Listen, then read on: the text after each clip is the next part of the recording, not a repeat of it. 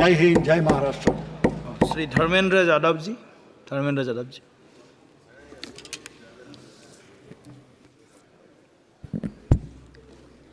धन्यवाद सभापति महोदय। 18वीं लोकसभा के निर्वाचन के बाद और इस नए संसद भवन के बनने के बाद आज मैं पहली बार बोलने के लिए खड़ा हुआ हूँ। आपने मुझे मौका दिया, उसके लिए बहुत बहुत धन्यवाद देता हूँ। सभापति जी, सबसे पहले श्रद्धेय नेताजी को मैं नमन करना चाहता हूँ, जिन्होंने अपने संघर्ष, अपनी हिम्मत, साहस और अपने पूरे जीवन की तपस्या समाज के उत्थान के लिए, देश और उत्तर प्रदेश की तरक्की के लिए और समाज के हर व्यक्ति की तरक्की और खुशहाली के लिए उन्होंने जो अपना पूरा जीवन समर्पित किया है, सबसे पहले मैं आपके माध्यम से उनको नमन करना चाहता हूँ। माननीय सभापति महोदय, श्रद्धेय नेताजी ने हम लोगों को अपने समाजवादी विरासत में इंसाफ और इंसानियत, न्याय और हक की लड़ाई करना सिखाया है। उस लड़ाई को हम लोग बखूबी अपने नेता आदरणीय अखिलेश यादव जी के नेतृत्व में शानदार तरीके से उस विरासत को न केवल लड़ रहे हैं, बल्कि नेताजी के हर सपने को पूरा करने तक हम लोग चुप बैठने वाले नहीं हैं। सभापति महोदय, बजट एक व्यापक विषय है और जब इस विषय के बारे में सोचते हैं तो समझ में नहीं आ रहा कि कहाँ से शुरू करें, क्योंकि देश में आज कोई वर्ग नहीं बचा है। कुछ चुनिंदा उद्योगपतियों के बारे में बात नहीं करूंगा, लेकिन देश के 140 करोड़ लोगों में से कम 95% लोग ऐसे हैं जो आज पूरी तरह से बर्बाद हैं। एनडीए की ये सरकार 11वां बजट पेश कर रही है, लेकिन इस 11वें बजट के बावजूद अगर मैं देखता हूं तो समाज की जो गरीबों के लिए सबसे ज़्यादा ज़रूरी चीज़ें हैं, स्वास्थ्य का है तो स्वास्थ्य 2023 और 24 में बजट घटा दिया है। किसानों का बजट जहां यूपीए के सरकार के समय 2014 तक 5.5 था, वहीं 24 आते आते ये 3.15 रह गया है। शिक्षा का बजट जहां 2013 में 4.77 था, आज 23-24 आते आते ये 2.5% रह गया है। इसी तरह से जितनी भी ज़रूरी चीज़ें हैं, सभापति महोदय, मुझे कहने में कोई संकोच नहीं, ये जो बीजेपी की एनडीए की सरकार है, ये सरकार पूरी तरह से गरीब विरोधी, किसान विरोधी, नौजवान विरोधी, बुनकर विरोधी, छात्र विरोधी, दलित विरोधी, पिछड़ा विरोधी, मजदूर विरोधी, जितनी भी अगर उपाधियां दी जाएंगी सभापति महोदय वो कम हैं। और मैं कोई राजनीतिक भाषण नहीं दे रहा हूं, मैं उदाहरण सहित आपको जब नंबर आए तो बोल देना, और हमें पता है आपका नंबर भी नहीं आएगा आपकी पार्टी में, ये भी पता है हमें। सभापति महोदय, श्रद्धेय नेताजी ने हमेशा कहा है कि चुनाव में या जनता के बीच किया हुआ वादा अगर आप पूरा नहीं करते हैं तो वो भी एक सबसे बड़ा भ्रष्टाचार है, और उस भ्रष्टाचार में अगर किसी ने वर्ल्ड रिकॉर्ड बनाया है तो बीजेपी की और एनडीए की सरकार ने बनाया है। सभापति महोदय, 2014 के चुनाव के समय प्रधानमंत्री जी ने वादे किए कि 2 करोड़ रोजगार हर साल मिलेंगे। स्वामीनाथन जी, जिनको भारत रत्न दिया है, सरकार को मैं धन्यवाद देता हूं, लेकिन वो धन्यवाद अधूरा है जब तक उनकी सिफारिशों को नहीं मानते हो। 2007-8 से लगातार मांग चल रही है देश में कि स्वामीनाथन जी की जो सिफारिश है किसानों को 1.5 गुना समर्थन मूल्य देने का, एमएसपी की गारंटी देने का, कानूनी हक और अधिकार देने का, उस गारंटी को आज तक नहीं माना, आज तक नहीं माना, आज तक नहीं माना। स्वामीनाथन जी को आज तक नहीं माना। अध्यक्ष जी, डिस्टर्ब ना करिए। सभापति महोदय, मेरा टाइम इसमें काउंट नहीं होगा। आप इधर, अरे यार, बेईमानी से जीता है तो ज्यादा ना बोलो, मालूम है कितने बड़े तीरंदाज हो। इधर बेईमान हो, बेईमान हो, बेईमान हो, बेईमान हो, बेईमान हो। चलो, स्वामीनाथन जी की आपने नहीं मानी, एमएसपी आपने लागू नहीं की। कितनी बढ़िया बातें कि खाद पे हम सब्सिडी बढ़ा रहे हैं, पहले 50 किलो को 45 किलो, फिर 45 किलो को 40 किलो, और मुझे लगता है कि एक तीसरा कार्यकाल पूरे होते होते केवल 10 ही किलो बचेगा खाद के कट्टे में, इससे ज़्यादा नहीं बचेगा। मंडी एक नहीं बनाई, आत्महत्या इतनी कर रहे हैं किसान। और किसान अगर अपनी एमएसपी की मांग करते हैं, हजारों किसान यहीं दिल्ली की सीमा पर मारे जाते हैं, और आप सोचते हो कि आपकी बात को कोई समझेगा नहीं। सभापति महोदय, नौजवानों को कितना गुमराह किया गया। नौजवानों से कह दिया गया हर साल 2 करोड़ रोजगार। मैं आज सवाल पूछता हूं अपने नौजवानों की ओर से, बताएं भारतीय जनता पार्टी के लोग, सरकार में बैठे लोग, 10 साल आपने राज कर लिया है, आखिर 20 करोड़ नौजवानों को रोजगार कहां है? अरे छोड़िए यार, अबे कोई नोटिस नहीं लेता तुम्हें, छोड़ो कोई नोटिस नहीं लेगा तुम्हें। 20 करोड़ नौजवान के रोजगार का हिसाब कहां है? आज 11वें बजट में जब याद आई तो वो भी ट्रेनिंग की बात करते हो। मैं कहना चाहता हूं IIM, IIT के नौजवानों को रोजगार नहीं दे पा रहे हो। आप सोच रहे हो इंटर्नशिप के इस छोटे से शगुफे से नौजवान खुश होंगे? देश के नौजवान खुश होने वाले नहीं है। सभापति महोदय, शिक्षा के मसले पर लगातार बजट घटाया जा रहा है, लगातार सरकारी शिक्षा कम की जा रही है, और ये बीजेपी की सरकार की लगातार प्रयास है कि नौजवान शिक्षित होंगे तो सवाल पूछेंगे।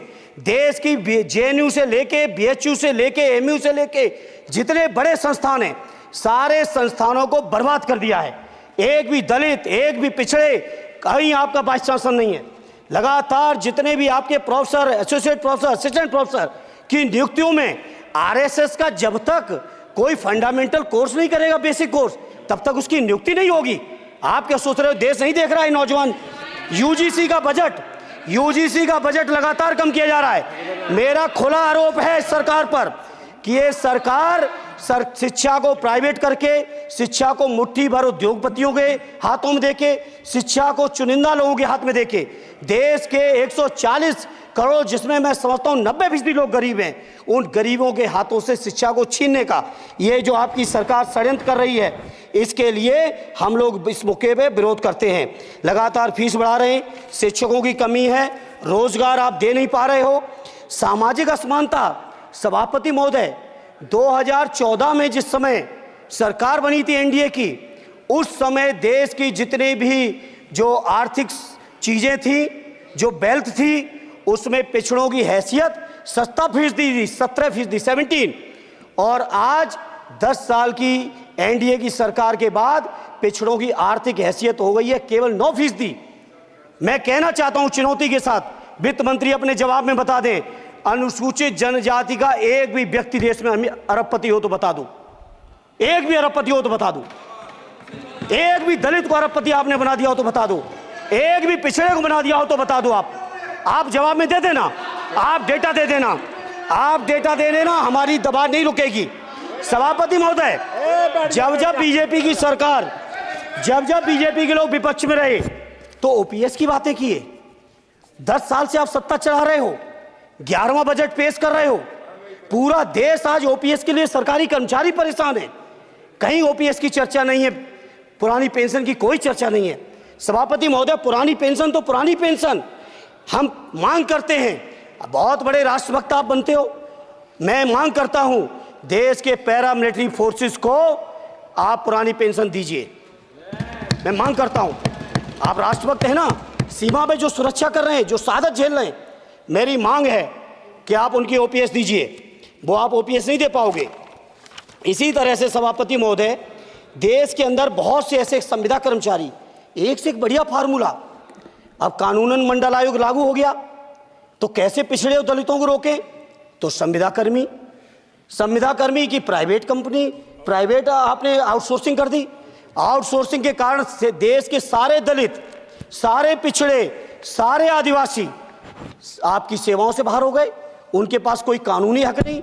तो ये जो आरक्षण को खत्म करने के तरह तरह के जो आप लोग षड्यंत्र अपना रहे हो, इस षड्यंत्रों को देश का जनमानस पूरी तरह से जान भी चुका है, पहचान भी चुका है, और इसीलिए उत्तर प्रदेश से तो आपको कर ही दिया है बाहर, देश से भी बाहर जल्दी करेंगे, और हमारे साथी मिलकर दूसरे प्रांतों से भी बाहर करेंगे। इसी तरह सभापति महोदय, हम मांग करते हैं, आप सोचिए, उत्तर प्रदेश अकेले के अंदर, देश के हालात मुझे नहीं पता और बदतर होंगे, अकेले उत्तर प्रदेश में 1000 से ज़्यादा शिक्षा मित्र आत्महत्या कर चुके सभापति महोदय। कोई सरकार के कान पे जू नहीं रेंग रही है। किसान आत्महत्या कर रहे हैं, इन्हें कोई मतलब नहीं। अनुदेशकों को तनख्वाह नहीं मिल रही है समय से, कोई मतलब नहीं। आंगनबाड़ी महिलाएं परेशान हैं, इनको कोई मतलब नहीं सभापति महोदय। आपकी आशा बहुएं, आपकी ये रसोईया महिलाएं, आपकी आंगनबाड़ी, पंचायत सहायक, रोजगार सेवक, मैं समझता हूं सभापति महोदय यहां बैठे हर सदस्य के पास इनके क्षेत्रों का ये डेलीगेशन जरूर मिलता होगा और मांग करता होगा कि कम से कम हमारा मानदेय बढ़ाया जाए, हमें स्थायी किया जाए। सभापति महोदय, इसके लिए सभापति महोदय मेरी पार्टी के किसी भी मेंबर से हम नंबर कम कर लेंगे, टाइम, मेरा टाइम बढ़ा दीजिए, बढ़ा दीजिए, कोई भी मेंबर हमारे लिए दे देंगे टाइम। इसलिए सभापति महोदय, इन सभी समस्याओं के लिए मैं आपसे कहना चाहता हूं कि इनका समाधान करिए, और नहीं समाधान करेंगे तो अभी तो बैसाखी पे बन गए, बिहार और आंध्रा को पैकेज देखे फिर देश में कितने राज्यों को पैकेज दे पाओगे। अरे वित्त मंत्री जी, उत्तर प्रदेश से आते हो, इतना भी हक नहीं कि पूरे बजट भाषण में एक बार उत्तर प्रदेश का नाम आ जाता। इतना अयोध्या से नफरत हो गई, अयोध्या से अवधेश जी क्या जीत गए, आप लोगों को इतनी नफरत हो गई कि एक भी उत्तर प्रदेश का एक बार भी नाम नहीं आया सभापति महोदय। इसे मैं आज इस मौके पर सभापति महोदय देश के गरीबों, किसानों, नौजवानों, व्यापारियों, बुनकरों सभी की ओर से कहना चाहता हूं, ये बजट देश विरोधी बजट है। कुछ समस्याओं के लिए सभापति महोदय संवेदनशीलता के साथ मैं कहूंगा सरकार को विचार करना चाहिए। श्रद्धेय नेताजी जब रक्षा मंत्री थे, उन्होंने व्यवस्था दी थी कि देश के अंदर जो भी सैनिक शहीद हुए हैं उनको ससम्मान उनके घरों पे जाके राष्ट्रीय सम्मान के साथ उनकी अंत्येष्टि हो। मैं उन्हीं की परंपरा को आगे बढ़ाते हुए एक और मांग करता हूं सभापति महोदय कि जो हमारे शहीद जिनकी अंत्येष्टि स्थल जहां कहीं भी बना हो, जिस भी परंपरा से बना हो, अरे आपको कुछ नहीं पता है, अरे यही तुम्हारे सैनिकों के लिए यही तुम्हारा भाव है। सभापति महोदय, आप बोले सर। सभापति महोदय, मेरा अनुरोध है अग्निवीर की योजना खत्म की जाए। ये 4 साल के सैनिक से देश की उतनी मजबूत रक्षा नहीं हो सकती। नौजवानों को गुमराह करके केवल 4 साल, उन्हें दो ना 60 साल तक रिटायरमेंट, 4 साल बाद वो कहाँ नौकरियां ढूंढेंगे। इसे मेरी मांग है अग्निवीर की योजना खत्म की जाए।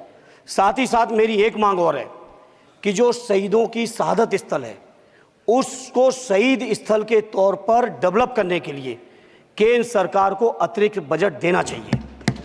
मैं नहीं समझता हूं इसमें किसी को कोई दिक्कत होनी चाहिए। इसी तरह सभापति महोदय, बातें बहुत लंबी लंबी की जाती हैं, थोड़ा सा मैं अपने क्षेत्र के बारे में कहूँगा। आदरणीय हमारे नेता माननीय राममूर्ति वर्मा जी ने भी कहा है, माननीय लालजी वर्मा जी ने भी, जो बाढ़ की समस्या है, जो समस्या बिहार में है नेपाल से पानी छोड़ने की, वही समस्या उत्तर प्रदेश की भी है। और विशेषकर पूर्वी उत्तर प्रदेश में अगर आप चलिए तो खीरी से शुरू करेंगे, पीलीभीत खीरी से लेके पूरा आप चले जाइए और एकदम कुशीनगर बॉर्डर तक, बिहार बॉर्डर तक पूरी की पूरी समस्या है। घाघरा जब आती है तो मैं समझता हूँ इन जिलों के लाखों लोगों को तहस नहस करके चली जाती है। जितना विकास होता है सभापति महोदय, बरसात के समय वो सारा का सारा विकास पूरी तरह से खत्म हो जाता है। इसलिए मेरी मांग है केंद्र की सरकार से कि बजट आप पास कर रहे हो तो कम से कम उत्तर प्रदेश से इतनी नफरत ना करो।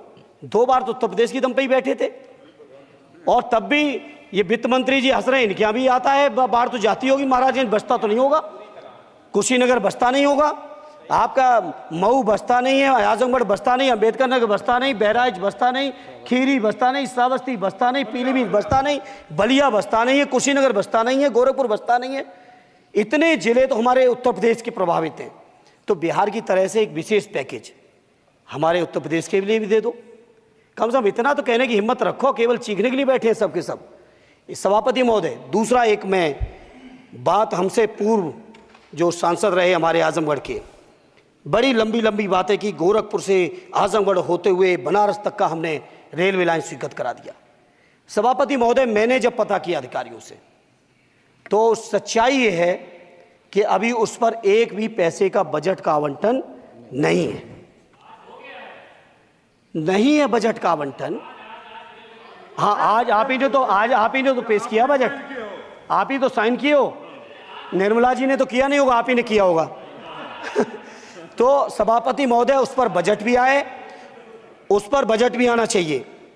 दूसरा सभापति महोदय, ये जो समस्या है बाढ़ वाली, मैं समझता हूँ कोई अकेले मेरी नहीं है, मेरे अकेले क्षेत्र की नहीं है। जो भी संवेदनशील व्यक्ति होगा इस पर जरूर गंभीरता से सोचेगा, उसको सोचे। इसी के साथ मैं अपनी पार्टी की ओर से इस जन विरोधी बजट का पुरजोर विरोध करता हूं। बहुत बहुत धन्यवाद। श्री सुखदेव भगत जी।